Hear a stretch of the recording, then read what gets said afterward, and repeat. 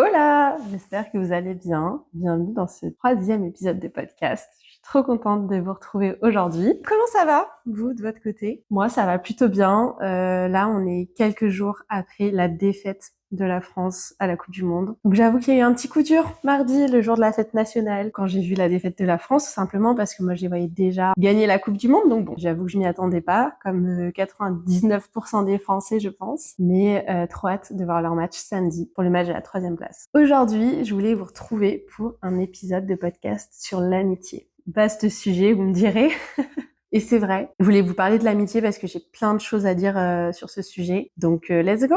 Donc depuis toute petite, ma maman nous a toujours dit que l'amitié c'était hyper important. C'est un des grands principes et une des valeurs que ma mère nous a transmises à mon frère et moi. C'est vraiment de prendre soin de ses amis. Elle nous disait que les amis c'est aussi important que la famille. Et aujourd'hui, j'ai de la chance d'être super bien entourée depuis déjà plusieurs années. Je suis hyper reconnaissante d'avoir le groupe d'amis que j'ai aujourd'hui. Aujourd'hui, moi, mes amis, c'est ma deuxième famille. Je passe énormément de temps avec mes amis. Pour moi, c'est hyper important de passer du temps avec eux. Puis dans ce podcast, je voulais un peu vous faire une rétrospective de ma vision de l'amitié, de quand j'étais petite à aujourd'hui, parce qu'il y a beaucoup de choses qui ont changé dans ma façon de penser, dans mon envie ou pas de me faire de nouveaux amis. Donc je trouvais ça intéressant de parler de ce sujet. J'espère que ça va vous intéresser aussi, d'autant plus que l'amitié, normalement, ça touche tout le monde. Donc normalement, vous devriez vous reconnaître dans pas mal de choses que je vais dire. Moi, depuis toute petite, j'ai toujours aimé être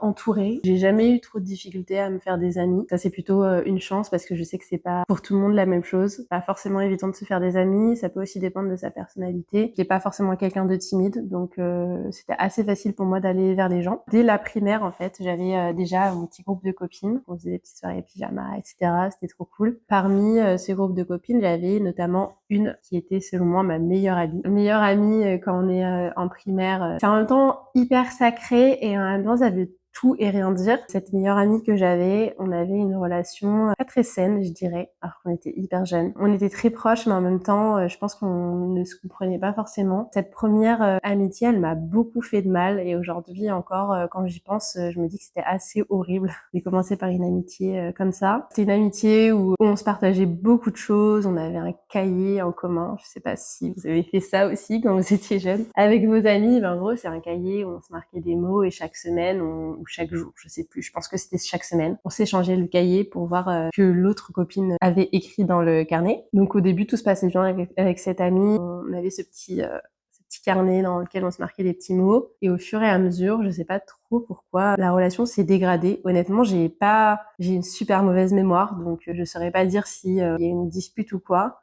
Mais j'ai hyper souffert de cette relation parce que dans ce carnet qu'on partageait, elle a commencé à me marquer des propos hyper durs pour une petite fille. Enfin, même, en fait, pour une adulte, ça aurait été hyper dur, mais comme j'étais petite à l'époque, c'était super dur pour moi de lire ça. Et en plus, c'était très compliqué de se voir en dehors de l'école. À chaque fois que je l'invitais chez moi, bah, ça se faisait pas. À chaque fois, il y avait une excuse de dernière minute qui faisait qu'elle venait pas chez moi. Donc, j'avoue que cette relation, elle m'a un peu fait souffrir quand j'étais petite. Heureusement, j'avais pas que cette amie, comme je vous le disais, mais étant donné que c'était ma meilleure amie, je suis pas partie sur les meilleures bases, on va dire, en amitié, mais avec mes autres copines, ça se passait très bien, mais on n'avait pas de relation hyper fusionnelle, on avait juste un petit groupe de copines et on se voyait souvent et c'était trop cool. Au collège, en fait, je suis pas du tout restée amie avec les personnes que j'avais en primaire. Tout au long du collège, j'ai gardé mon amitié d'enfance. Donc, je sais pas si vous avez vu mon tout premier podcast introductif où je parle de ma création de contenu et du fait que j'ai lancé ma toute première chaîne YouTube avec cette amie d'enfance qui habitait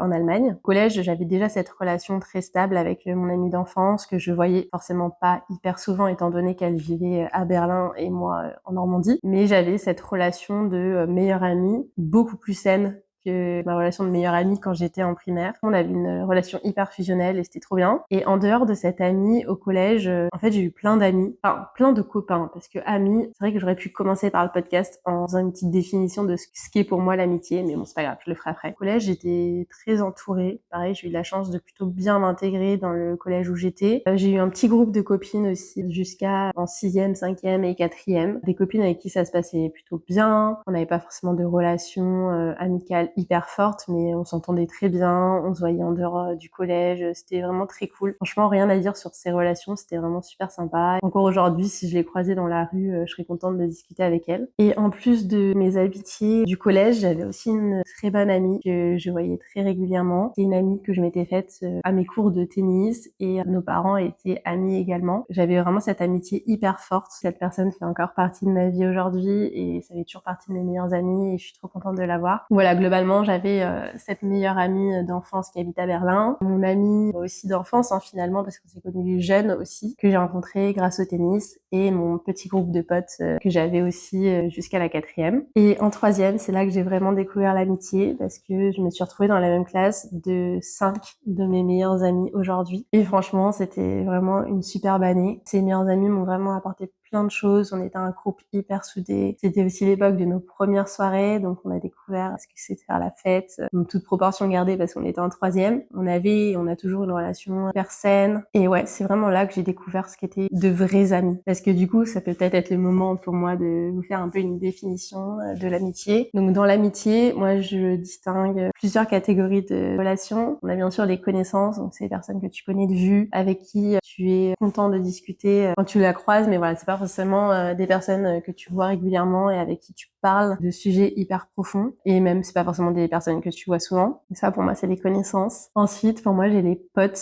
J'ai pas beaucoup de potes, mais pour moi, les potes, voilà, c'est des personnes avec qui tu t'entends bien. Tu vas pas forcément parler de tes problèmes hyper profonds, mais juste vous aimez passer du temps ensemble, passer de bons moments. Et je trouve que ces relations aussi un peu plus en surface et beaucoup plus chill, ça peut être sympa. Ça apporte aussi quelque chose. Du coup, pour moi, il y a cette deuxième catégorie qui sont plutôt les potes, donc les personnes avec qui je m'entends très bien, mais avec lesquelles je vais pas forcément leur dire quand je vais pas bien, pas forcément aller dans le fond des choses. Il y a pour moi la troisième catégorie qui sont vraiment mes amis et meilleurs amis, bien sûr. Et là, pour moi, c'est vraiment les personnes sur qui je peux compter. Si jamais il m'arrive un truc ou si jamais je vais pas bien et que j'ai besoin de parler, je sais que ces personnes-là, elles pourront être là pour moi. Et pour moi, c'est vraiment les amitiés qui m'apportent le plus et qui me font grandir parce que je suis hyper preneuse de leurs conseils. Et franchement, je suis hyper contente parce que j'ai vraiment un bon groupe d'amis / meilleurs amis. Donc non, franchement, je suis hyper bien entourée. Bref, du coup, revenons à nos moutons une fois cette parenthèse sur les différentes catégories d'amis. Donc, arrivée au lycée, j'ai continué bien sûr à fréquenter mes amis que je me suis fait en 3e. Le lycée, ça a été pour moi un peu la création d'un groupe d'amis comme on l'entend ou comme on le voit dans les films. Moi, j'étais pas forcément dans la classe de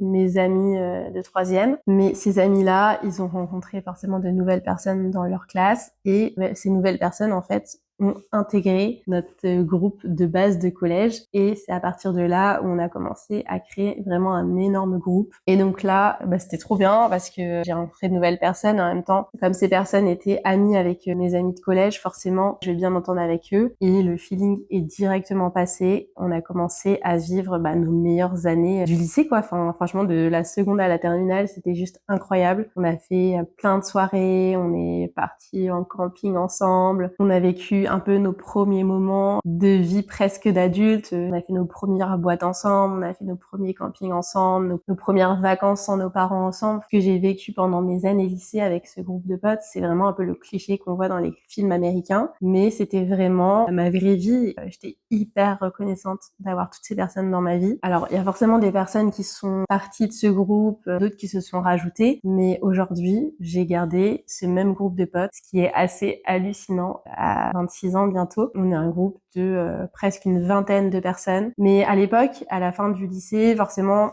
t'es toujours un peu en stress sur comment en fait ça va aller ton groupe de copains parce que on a chacun fait ou pas des études sup, donc on est chacun parti vivre un peu dans des villes partout en France. Et donc la question c'était est-ce qu'on allait réussir à garder notre groupe de potes parce qu'on avait vraiment des amis un petit peu partout. Et encore une fois, c'était pas possible de se voir aussi souvent qu'avant parce que quand on était au lycée, on se voyait en fait tous les jours, parce qu'on se voyait toutes les semaines, enfin toute la semaine, on se voyait aussi tous les week-ends parce qu'on faisait des soirées tous les week-ends. Moi, je suis partie à Paris, donc typiquement mes copains qui étaient à Caen, mes copains qui étaient à Rennes, mes copains qui étaient à Lille, et même ceux qui étaient restés en Normandie où j'habite, forcément tu les vois moins souvent. En fait, tu te demandes si on va vraiment rester aussi soudés. Et donc moi, comme je vous le disais, je suis partie vivre à Paris pour mes études et c'était un peu stressant parce que comme j'étais boursière, j'ai eu le droit d'avoir une chambre dans la cité universitaire de Paris. Ces chambres étaient en colocation, donc j'allais me retrouver à vivre avec une personne que je ne connais pas. Donc j'avoue que j'étais un peu en stress de me dire que je pars vivre loin de mes amis, loin de ma famille, dans une grande ville. Et ce qui s'est passé, c'est que en gros, j'ai pas choisi ma coloc. On m'a vraiment attribué ma coloc en fonction de l'ordre alphabétique. Donc le premier jour, j'ai découvert qui était ma coloc. Il s'avère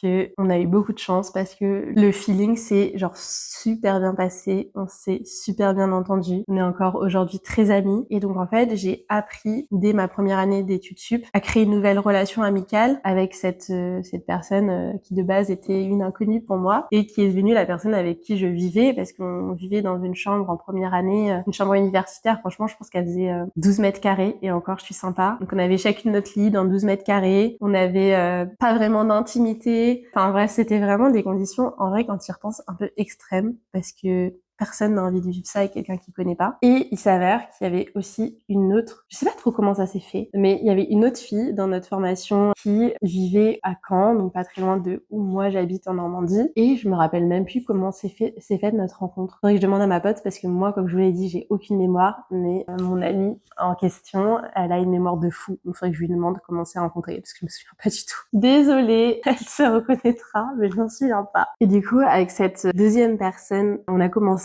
à être très proches, donc ma coloc et moi et cette troisième personne. Et en fait, on s'est mise presque, mais franchement, je pourrais enlever le presque parce que en fait, on vivait toutes les trois ensemble. On passait notre vie à être soit dans notre chambre, soit dans sa chambre. Voilà, c'est une amitié qui s'est créée hyper vite et qui était hyper intense parce qu'on passait 100% de nos journées ensemble. On était dans la même promo. Toute la journée, on avait nos cours ensemble et le soir, on mangeait ensemble, on discutait ensemble, on faisait nos devoirs ensemble. On a tout vécu ensemble. C'était du non-stop, 24 heures sur 24, on était ensemble. Et franchement, j'étais hyper contente d'avoir ces amis au quotidien, en plus de mon groupe de potes de Normandie. Et franchement, sans ça, je pense que j'aurais vraiment quitté la formation universitaire que j'ai faite parce qu'elle était horrible. Et ça fera l'objet d'un autre podcast. Petit à petit, on a commencé, en plus de mes deux amis que je m'étais créés, on a commencé à former un petit groupe d'amis, de personnes de la promo. Donc voilà, j'avais mon petit groupe d'amis à Paris. J'étais trop contente. On a fait plein de petits événements ensemble, des soirées étudiantes, on est sortis en boîte, on faisait des repas chez chacun d'entre nous. C'était trop bien. J'ai trop kiffé ce petit groupe d'amis parisiens. Tout le long de mes études sup, j'ai quand même continué à avoir mon groupe d'amis de Normandie, de collège et de lycée. Rien n'a changé. Enfin, on a continué à se voir hyper régulièrement. Moi, j'essayais de rentrer souvent en Normandie. Eux venaient me voir aussi à Paris. Donc non, franchement, on a continué à grave kiffer. On a fait plein de soirées.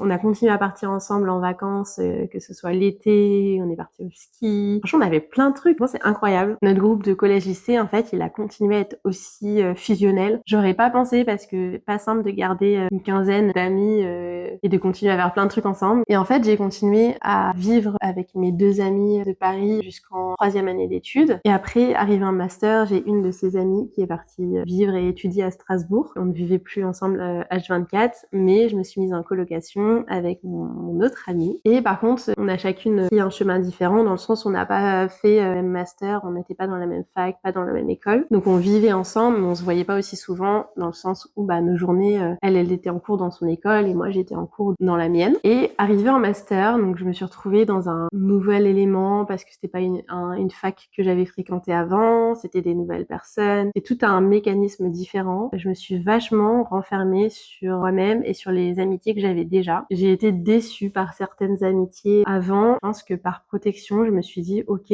j'ai plus besoin d'avoir de nouveaux amis. J'ai envie vraiment de garder les amitiés que j'ai aujourd'hui et j'ai pas envie de rencontrer de nouvelles personnes qui potentiellement pourraient me décevoir et du coup me rendre triste. Et donc en master, j'ai fait vraiment aucun effort pour me faire de nouveaux amis ou même de nouveaux potes, de nouvelles connaissances. Je pense que j'ai fait aucune sortie verre avec les personnes qui étaient dans mon master ou alors très très peu parce que en fait, je partais du principe que j'avais déjà mon groupe d'amis normands. Donc pour moi, j'étais déjà en fait comblée d'amitié et d'amour par ce groupe d'amis-là. Et en plus, vu que je vivais avec mon autre ami, et en fait, je me disais mais j'ai pas besoin d'avoir d'autres personnes dans ma vie parce que je vis déjà avec une amie. Et aujourd'hui, je regrette d'avoir agi comme ça parce que juste c'est débile de se fermer l'opportunité de rencontrer de nouvelles personnes et c'est pas parce que tu rencontres de nouvelles personnes que forcément elles vont te blesser ou te décevoir et je pense que je suis passée à côté de plein de choses en me fermant ces potentielles amitiés là alors qu'en plus les personnes qui étaient dans mon master étaient vraiment super sympas. Donc voilà, je sais pas si vous aussi vous avez déjà agi comme ça. En vrai, quand je prends du recul maintenant, je me dis mais pourquoi j'ai fait ça? C'est trop bizarre. Comme si à 22 ans, ça y est, t'arrêtes de rencontrer de nouvelles personnes. Enfin, c'est lunaire comme raisonnement. Donc voilà, du coup, je me suis fermée vraiment à toute nouvelle potentielle relation amicale. C'est nul. Et en master, j'étais en master en alternance et du coup, j'ai découvert aussi les relations entre collègues. Et ça, c'était un peu quelque chose qui me stressait parce que j'avais jamais travaillé, donc je savais pas vraiment quelle posture avoir avec les personnes de mon équipe, sachant que moi j'étais forcément la plus jeune parce que j'étais en alternance. Au début, je prenais un peu mes distances, surtout que j'étais déjà dans mon état d'esprit de pas rencontrer de nouvelles personnes, de pas me faire de nouveaux amis. Au travail, vraiment, je faisais en sorte de faire comprendre qu'on n'est pas copains, quoi. On est juste collègues et ça s'arrête là et voilà. Sauf que il y a une personne qui a intégré à mon équipe et cette personne, elle m'a vraiment fait changer radicalement la vision que j'avais. De rencontrer de nouvelles personnes et de créer des nouvelles amitiés et deux, de mes relations au travail. Cette personne, je la considère toujours comme mon amie aujourd'hui et elle m'a apporté plein de choses. Donc je suis super contente de l'avoir dans ma vie. Et en fait, cette personne était hyper cool, toujours de bonne humeur, elle faisait des blagues, elle a fait vachement d'efforts et elle a fait beaucoup de pas vers moi dans le sens où, en plus du travail, elle me proposait d'aller faire des activités sportives après notre journée de taf. Elle m'a proposé qu'on parte ensemble faire du volontariat à Budapest pour les championnats du monde d'athlétisme. Donc c'était en gros on partait une semaine ensemble dans un Airbnb et la journée on faisait ça. Elle m'a invitée à son anniversaire. Enfin vraiment, cette personne m'a réconciliée avec se faire de nouveaux amis et ça m'a aussi fait comprendre que tu peux être ami ou en tout cas au moins pote avec les personnes que tu fréquentes au travail. Enfin c'est ok. Surtout s'il n'y a pas de hiérarchie entre toi et cette personne-là, pourquoi se fermer la porte d'être ami si c'est une personne saine et que toi aussi, let's go. Enfin trop cool d'avoir une personne avec qui tu t'entends trop bien au travail, sachant que tu passes la majorité de ton temps au travail, donc c'est hyper important d'avoir ce genre de relation. Donc voilà, ça faisait encore une nouvelle personne que je rencontrais en dehors des amis que j'avais jusqu'ici. À la fin de mes études et quand j'ai commencé mon premier CDI, j'ai fait une petite phase de dépression. Pareil, ça fera l'objet d'un autre podcast. Et j'avais pas du tout, mais alors pas du tout, envie de faire d'efforts et de rencontrer des personnes que je ne connaissais pas. Donc ça a duré quand même pendant, je dirais, 1 an. Et à partir du moment où j'ai commencé à aller mieux, je pense que j'ai repensé à cette relation que je m'étais faite pendant l'alternance. Et j'ai vraiment compris que c'était hyper important pour moi de faire en sorte de m'ouvrir aux personnes que je ne connaissais pas. D'autant plus que, en fait, à partir du moment où tu commences à travailler, tu vois encore moins tes amis d'enfance parce que t'as plus que les week-ends pour te voir, t'as beaucoup moins de vacances scolaires. Donc forcément mes amis hyper proches du lycée, d'études sup, je les voyais moins. Au quotidien, à part mon mec que je vois tous les jours, je voyais pas forcément de personnes. Aujourd'hui, je vais mieux et du coup, je pense que ça m'aide vachement à pouvoir rencontrer de nouvelles personnes, même si c'est juste discuter avec une nouvelle personne le temps d'une soirée et puis la revoir. En fait, je pense que chaque humain sur cette terre a quelque chose à nous apprendre et a du positif à nous donner. Bon, pas tous, mais une grande partie.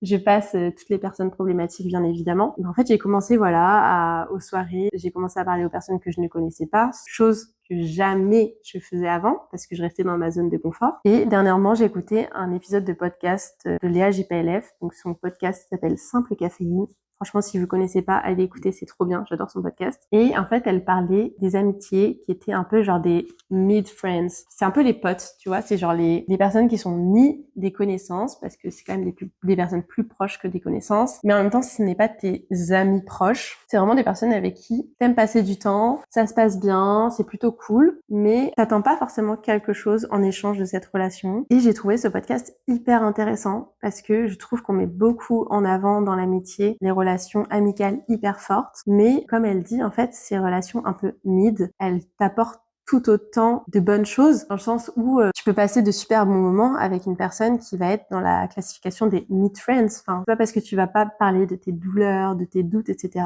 que la personne avec qui tu parles et avec qui tu rigoles, t'es pas utile dans ta vie du quotidien, tu vois. Et du coup, j'ai commencé à un peu réfléchir par rapport à tout ça. Et c'est marrant parce que j'en ai discuté avec une de mes meilleures amies récemment. Maintenant, j'essaye de partir du principe que j'ai envie de mettre en place ce qu'on appelle le small talks. Le small talk, pour ceux qui savent pas ce que c'est, mais je pense que ça vient des États-Unis et en gros c'est le fait de parler de sujets pas du tout profonds avec des personnes que tu connais pas et en général c'est utilisé dans le cadre du travail. Donc typiquement tu vois c'est au travail avant de demander à quelqu'un de faire quelque chose, tu lui dis hello, j'espère que tu vas bien, est-ce que tu as passé un bon week-end, qu'est-ce que tu as fait ce week-end, ça va, je sais pas, t'as pas trop souffert de la canicule. Enfin, c'est un peu toutes ces petites phrases qui permettent un peu de mettre à l'aise la personne avec laquelle tu parles. Moi, je voyais ça d'un côté hyper négatif parce que pour moi, c'était juste en fait, c'était un peu de l'hypocrisie, genre tu parlais avec une personne, mais en vrai, tu t'en fichais de ce qu'elle allait répondre à tes petites questions un peu superficielles. Et récemment, en fait, j'ai compris que le small talk, c'est pas forcément quelque chose de négatif. Ça peut aussi amener à des discussions avec des personnes avec lesquelles tu partages de prime abord aucun intérêt ou aucune similitude. Bah, je sais pas, typiquement, tu vois, la dernière fois, j'étais à l'hôtel, j'attendais une de mes collègues à l'accueil. En l'attendant, j'ai commencé à parler avec la personne qui gère l'accueil de l'hôtel et j'ai trouvé ça trop cool parce que il a commencé un peu à me parler de sa vie, de pourquoi il vit à Paris, qu'avant il vivait à la campagne, etc.